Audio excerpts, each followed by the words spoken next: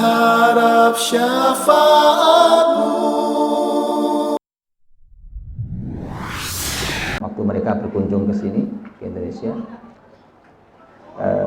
kita ada acara. Waktu itu acaranya di Lampung. Begitu acara berlangsung, karena saya salah satu yang mengatur acara itu,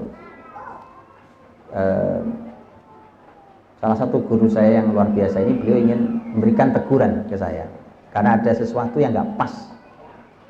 Jadi ada sesuatu yang tidak pas dari cara saya bersikap ketika mendesain acara itu.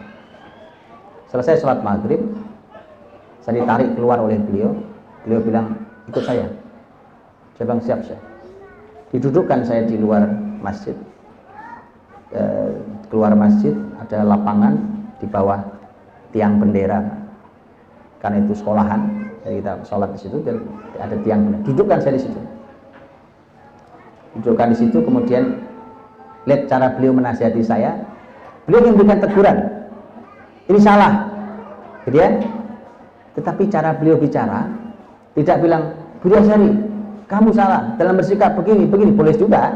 Anda mau nasihat dengan cara itu juga boleh, ya kan? Tapi cobalah cara lain, Anda akan merasakan hasilnya lain. Apa yang beliau katakan? Budi, saya bilang, siap saya. Kamu tahu kisah Ka'ab bin Malik? Saya bilang, yang mana? Kisah yang dia ditegur Nabi SAW. Saya tahu. Coba kamu ceritakan. Kemudian kamu ambil hikmahnya. Saya sampaikan. Saya bilang, ini hikmahnya.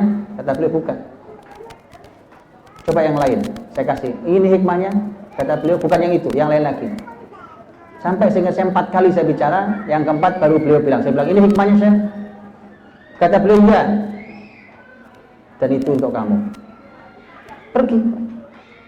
Padahal kalimat itu babnya teguran Nabi pada Ka'ab bin Malik, gitu ya. Ketika itu saya sampaikan, bayangkan yang bicara panjang lebar saya, yang cerita ya saya, yang ngambil hikmah ya saya.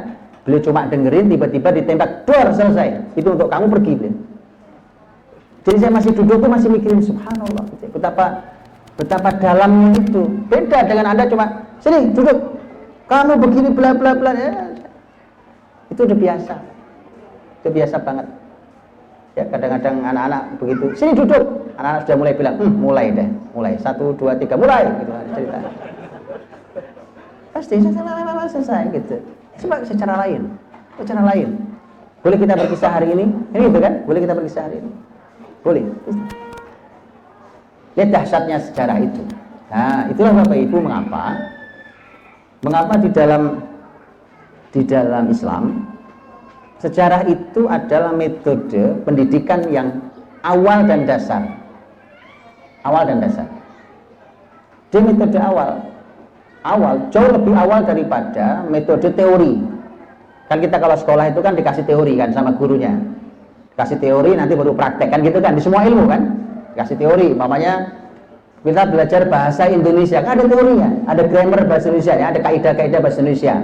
Ini huruf besar itu kapan huruf besar ditulis ya kan, seterusnya ini cara membuat paragraf dan seterusnya, bahasa Indonesia itu teori.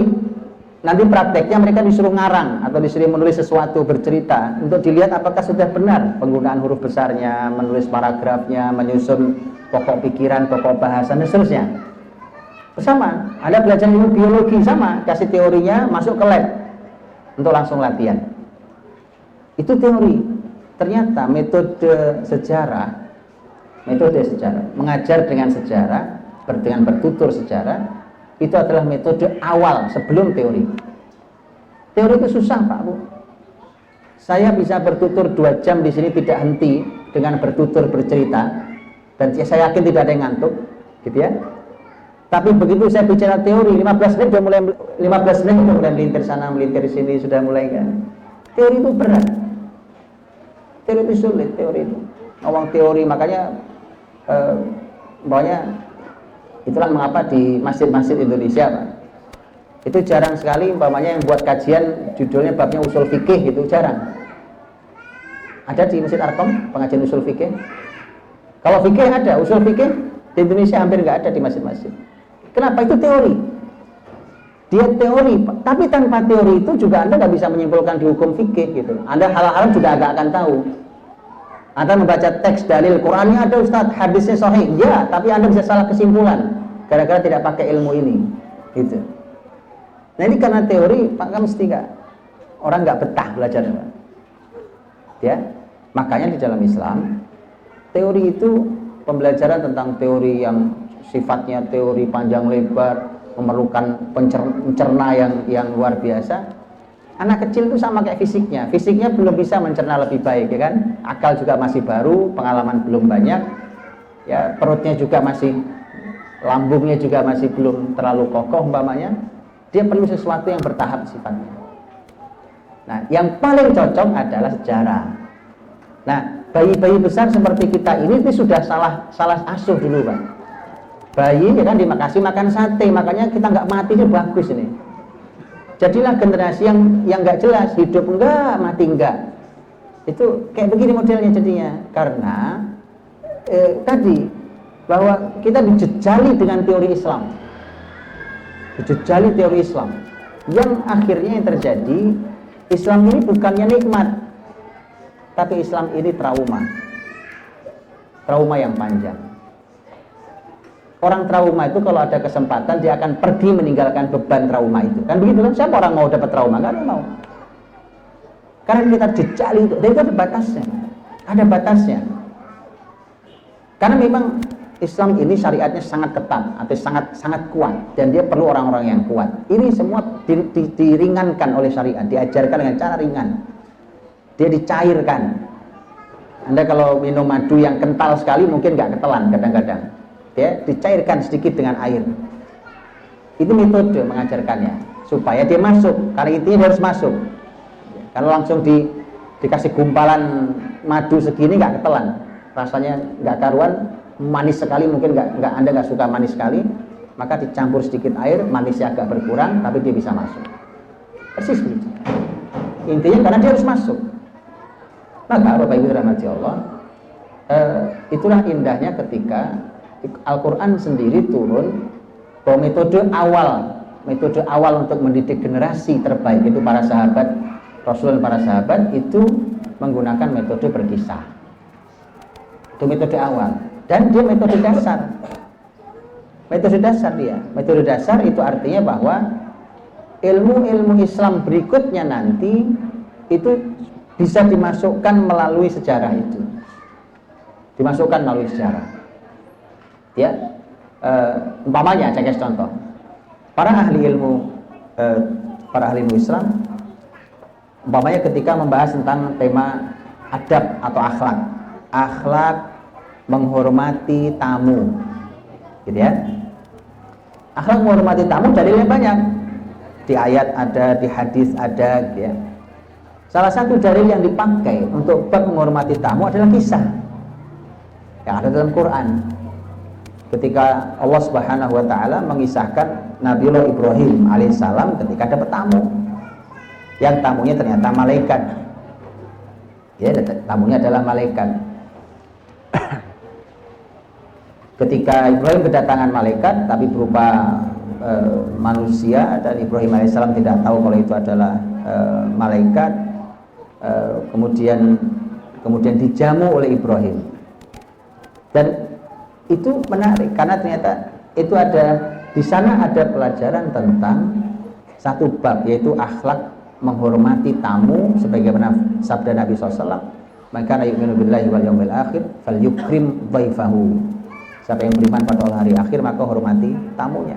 Nah, memuliakan tamu itu salah satu dalilnya malah langsung aplikasinya di kisah Nabi Ibrahim ketika kedatangan malaikat itu. Ketika Ibrahim kemudian terjadi ucap salam di awal, qala salamun qaumun munkarun, kita mengucapkan salam, assalamualaikum. Ibrahim mengatakan qaumun munkarun, saya tidak tahu kalian ini siapa. Ya, jadi tamunya ini orang yang tidak dikenal. Bayangkan, orang tidak dikenal bagaimana cara memuliakannya, ya kan? Qaumun munkarun, tapi ucap salam dulu. Makanya ayat berikutnya mengatakan faragha ila ahli faja'a bi'ijlin samin faqarrabahu ilaihim qala ala ta'kulun. tamunya diucapkan salam, dipersilahkan masuk, Ibrahim diam-diam. Gitu. Kalimat faragha itu dia pergi diam-diam. Pergi diam-diam itu begini, karena kalau teman-teman punya tamu, ya, tamunya tipenya tamu tidak mau ngerepotin atau tamunya malu. Begitu tahu Anda sibuk menyiapkan makan dan minum, ya, tamunya bilang nggak usah mas, nggak usah ngerepotin, nggak usah, sebentar saja, sebentar. Makanya ayat mengatakan kalimatnya luar biasa. Ibrahim itu diam-diam pergi ke belakang menemui istrinya. Apa yang dilakukan? Disuguhkan, ya kan? Ada anak sapi, dipotong anak sapinya, ya kan? Kemudian anak sapinya dipanggang di atas batu yang menyala, di atas batu yang dipanaskan. Itu cara memanggang terbaik. Jadi bayangkan, karena sampai hari ini ternyata cara memanggang daging terbaik adalah batu yang dipanaskan. Batu yang membara itu ditaruh di atasnya, itu cara memanggang terbaik hasilnya sampai hari ini. Bayangkan, itu kita ini mau ngaji apa sebenarnya? Jadi banyak ilmu yang didapat hanya dengan kisah. Padahal judulnya tadi adalah judulnya menghormati tamu. Gitu.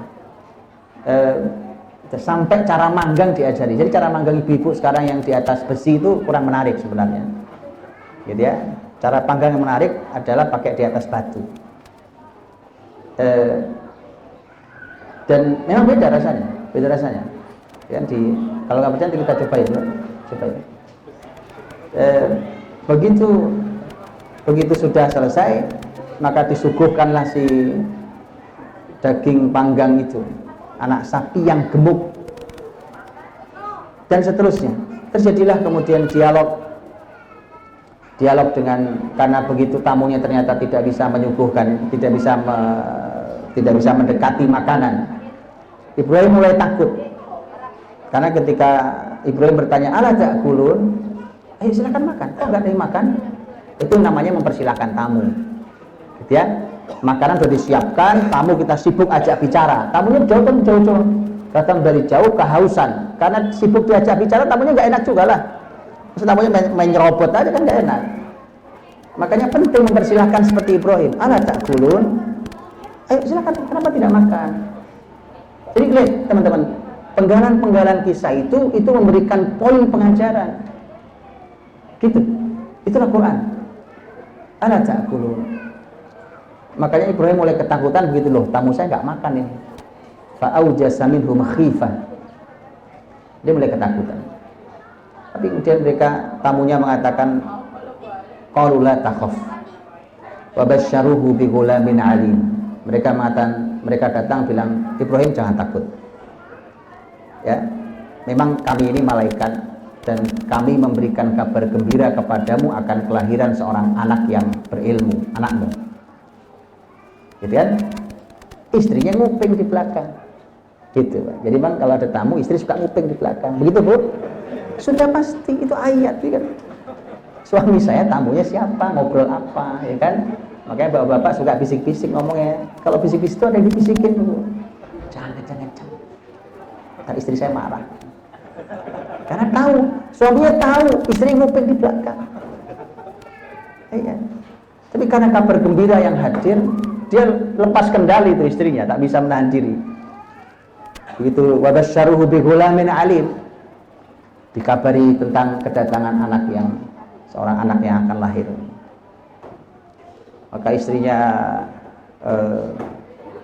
dengan sangat senang sampai kemudian Quran menggambarkan bagaimana dia memekik senang sekali, kan sudah lama tidak punya keturunan. Tapi ya namanya orang senang, tapi senangnya kan nggak masuk akal. Tapi yang ngabari malaikat nggak mungkin salah. Maka ketika bahkan dia dengan senang dia menutupi wajahnya, ya ekspresi ibu lah, ibu banget ekspresinya. Tapi dia berkata, qalat ajuzun aqim. Iya, tapi kami ini kan ajuz aqim, sudah tua, mandul pula. Maka malaikat jawabannya sederhana kan? Ya begitulah Tuhanmu menginginkannya. Teman-teman, kisah itulah kisah dalam Quran. Salah satu kisah dari sekian banyak kisah. Karena sepertiga Quran isinya kisah. Kalau kalau kisah itu hanya dongeng, seperti dongeng-dongeng fiktif yang ada di negeri ini, maka itu artinya sepertiga Quran itu omong kosong.